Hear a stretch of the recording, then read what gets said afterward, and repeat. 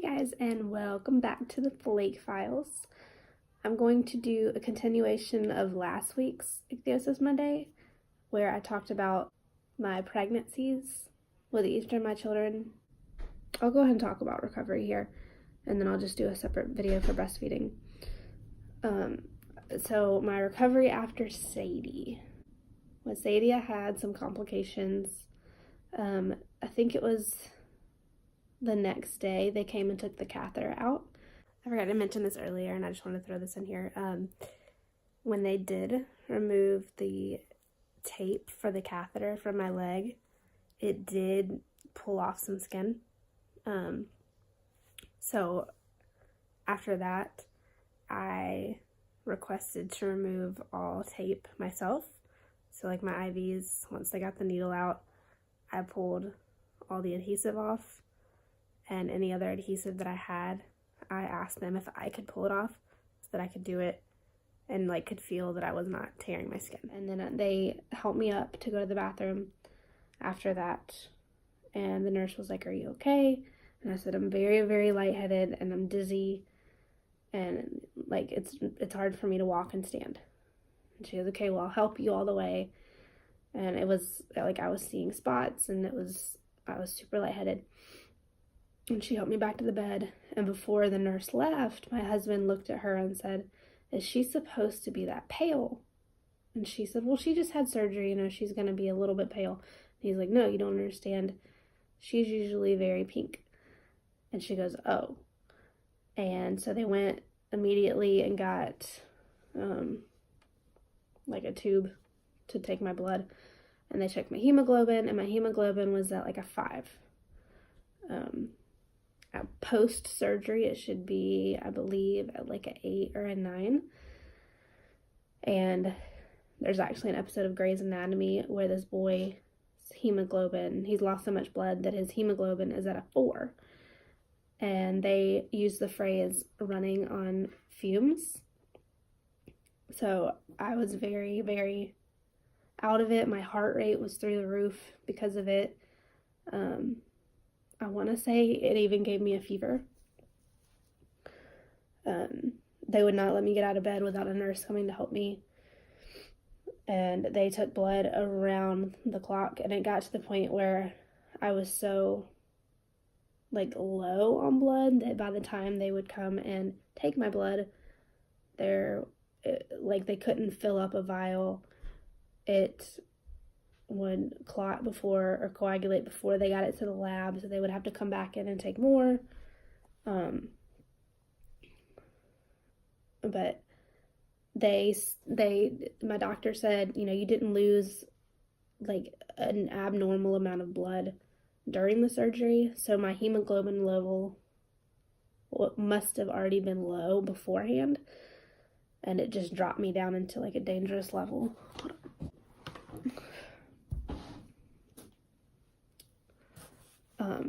So that night, I think it was the second night, they put an IV in my other hand and gave me a dose of Benadryl, and then started me with a blood transfusion. And I want to say they did 2 bags that night because I was so low. And if you don't know what like your hemoglobin level is and everything, I was pretty much just extremely anemic. But I got a little bit stronger. It never really got above 7, but they just assumed it was taking a while and everything like that, and that it just, if I got an iron supplement and everything, it would go back up. Well, then, so I had her on a Monday, I got out on Thursday. Saturday morning, we had to go for my daughter's bilirubin checkup. And while we were there, I remember feeling kind of lightheaded again, and I started seeing spots. So this is 5 days postpartum. And I was like, well, and I kept using the phrase, well, I just had major surgery. I'm not going to feel great. But I had no energy. I Like, I couldn't walk down the hallway without it hurting and being, like, worn out. So we got back home from her appointment, and my doctor called and checked on me. I was like, oh, I'm tired, but I'm doing okay. And he said, well, let me know if you spike a fever, anything like that. Literally 5 minutes after I got off the phone with him, I started getting the chills. I spiked a pretty high fever. And then I happened to go to the bathroom, and I looked down at my stomach, and my stomach at this point was, like, it's supposed to be puffy, but it looked like I hadn't had a baby at all. My stomach was still huge and puffy. And I looked down, and I had this huge bruise that went all the way from my belly button to my hip. And my mom actually was over at the time. And I came out of the bathroom, and I asked everyone, I was like, does this look normal? And my mom took this picture, and she sent it to one of her friends who's a nurse. And she was like, no, she needs to go in, especially because I had a fever also. So I called my doctor, and he went ahead and admitted me. And I drove to the hospital, and thankfully they let me take my daughter with me because I was an emotional wreck about leaving her. And so they, drew around this huge purple bruise to see if it was spreading. They determined that they thought I had internal bleeding, but they determined the fever was I had mastitis that was almost septic. My fever was like 104. So they gave me antibiotics for that, and they had me taking Percocet while I pumped because the pain was so bad. And then the bruise never grew, and so they never had to do a CT scan or anything.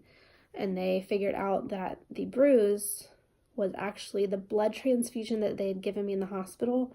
Instead of it absorbing into my body, it pooled under the skin near the incision. And so that was fun. So they gave me another blood transfusion because my hemoglobin was back down really low. And then they discharged me the next day, and it took me about a month before I regained like a normal amount of energy back. It was really bad. Like, I remember going for a walk in the neighborhood, and I could not walk down the street. It was so bad. It just, like, depleted me completely. But it was good. And then with my son, they checked me, because it was a little low before. They checked me before surgery, too, and it was a little bit low, but it ended up being okay. I didn't have any postpartum complications with him. I did get mastitis again at 7 days postpartum. I just called and got antibiotics. But, like, having my son made me realize how bad my postpartum was with my daughter, because I was able to walk around. Obviously I was sore. Like, every time I would stand up, I was, like, completely hunched over. I couldn't stand up straight for, like, 3 minutes after I stood up. But I had so much more energy. I felt that relief after you have a baby where you feel normal again, whereas I didn't with my daughter. I felt worse. Well, no, her pregnancy was hard. I still felt better after having her, but I didn't feel myself for a while. But with him, it was just easy. I was able to get up and do things. I'm trying to think, but no, like, his was so easy. And it always blew my mind after I had my daughter when people were like, you must not want any more kids, because that was awful. Like, but that just seemed, unfortunately, normal to me because that was the only thing I had experienced. And I was like, well, I just had a baby. It's supposed to be like this, but I don't know. But yes. Oh yeah, and I've had a couple people ask me about skincare after C-section. I just avoided putting lotion on the area, especially until my staples and everything and steri strips came off. Oh yeah, my skin did start to grow over my staples, so instead of it not hurting, it felt like them pulling out ingrown hairs. So that was fun. It was hard to put my like lotion on my feet for a while. My husband had to help with my back because I couldn't twist without it like kind of pulling on the incision. But honestly, the hardest part was having to, this is TMI, but put lotion on like my legs and my butt and everything quick enough so that I could put the pad on, because I had to put lotion everywhere, but I had to put the pad back on. And then same thing with like nursing pads. That was the hardest part about lotion postpartum. Everything else was just kind of, I just had to take it easy and do what I could and ask for help with what I couldn't do. So this video is 20 minutes long. Let's hope I can edit it down. But next week I will talk about breastfeeding and how it related to ichthyosis and my whole journey. So thank you so much for watching, and make sure you hit the subscribe button if you want to see more ichthyosis videos. I also do grocery hauls and cleaning videos and mom videos. Yes, thank you so much for watching, and I'll see y'all next time. Bye guys.